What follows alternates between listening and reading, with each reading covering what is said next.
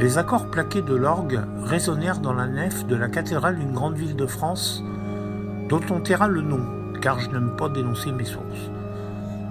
Déserté à cette heure tardive du soir, puisqu'il était presque 23 heures, les portes avaient été verrouillées quelques heures plus tôt, et le chant liturgique était confiné à l'intérieur de l'édifice.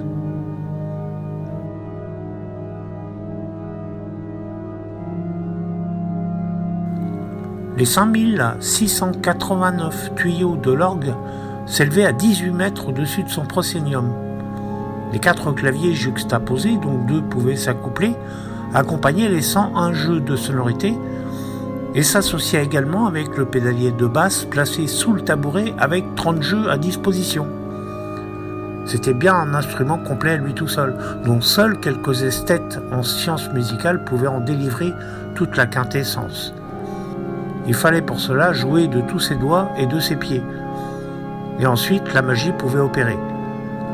Et ce soir-là, les sons venus d'outre-tombe caressaient les grands vitraux de verre épais qui renvoyaient à leur tour les fréquences audibles vers le cœur en une multitude de réverbérations dont l'ensemble architectural composait l'oreille.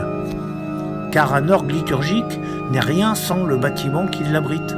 C'est un peu comme l'histoire du chien abandonné à la SPA, comparé à celui qui vit dans les traces de son maître, l'un sans l'autre est perdu. Pour l'orgue, c'est exactement la même chose. Il lui faut un volume qui lui permette de contenir son énergie et surtout que celle-ci puisse s'exprimer par la musicalité que l'instrument dégage par son souffle. Car oui, un orgue respire comme nous autres, à travers ses tuyaux comme les branchies d'un poisson ou les poumons d'un être humain. Mais revenons à cette soirée particulière. Les notes blanches et noires du clavier étaient enfoncées à tour de rôle suivant une partition invisible. D'ailleurs, tout était invisible, y compris les doigts et les pieds de l'organiste, car personne ne se trouvait assis sur le banc. Le siège était vide et la mélodie se jouait pourtant. Un esprit pouvait-il s'emparer du saint lieu? Si oui, dans quel but? Il avait peut-être envie de jouer ou de s'entraîner sans que quiconque ne vienne le déranger. La pièce musicale entreprise ne pouvait être jouée par un humain, c'était certain. Les claviers s'activaient en tous sens. Et un œil exercé ne pouvait suivre la cadence et la succession des notes délivrées en continu, autant sur le pupitre qu'au sol, sur les lignes de basse.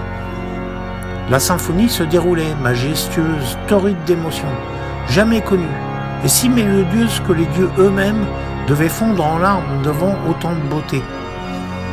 De tous les tuyaux sortaient des harmoniques d'extase jusqu'au final où les claviers fumaient à force de manipulation mécanique.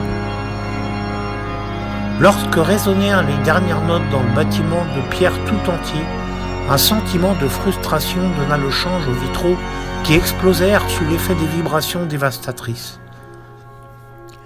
Les notes du final si savamment orchestrées avaient envoyé des fréquences jusqu'alors jamais employées qui, mélangées entre elles, avaient eu ce fabuleux prodige de faire se désolidariser les joints de plomb, maintenant toute la verrerie. Jamais une symphonie aussi mystérieuse qu'innovante dans son concept n'avait été jouée sur un orgue à ma connaissance. Ce fut la seule représentation physique de l'œuvre.